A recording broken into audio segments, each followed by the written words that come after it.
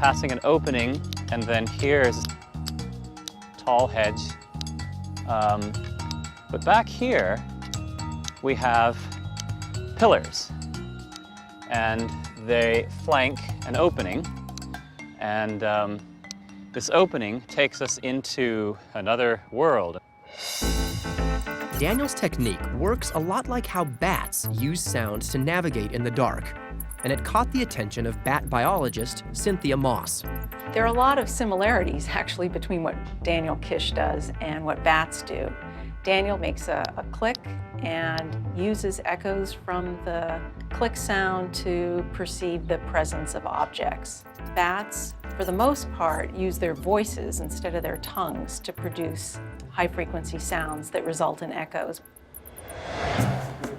Today, she and Daniel are working together at her lab at the University of Maryland to see just how detailed of an image he is able to produce using sound. There are a number of pipes that are positioned in different locations, and if you could tell us what you see or experience with your echolocation as you approach the different obstacles. Okay, so I'm passing, I touched this one with my sleeve, but I'm aware of this one as well. And I'm aware of it, which suggests that it's probably two together. That's right. Although he can see grouped pipes with relative ease, individual ones are more difficult for Daniel to detect. Somewhere in that area. Likely meaning the image he's producing is less detailed than a bat's. The bats don't have this problem, you know? They can detect fishing line. It's just really not fair. Nonetheless, Daniel's ability to distinguish between different qualities of sound ranks far above average.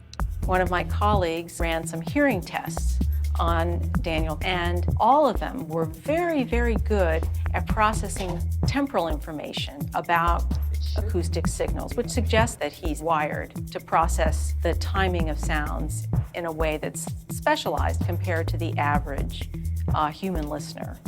So if Daniel is better at analyzing sound than most of us, what's going on in his brain that gives him a leg up?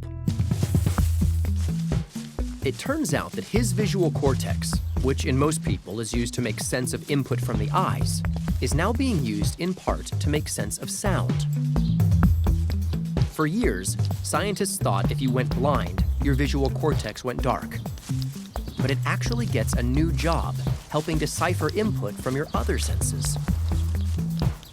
Research suggests that Daniel has rewired his brain, allowing him to actually see a kind of visual signal with his ears.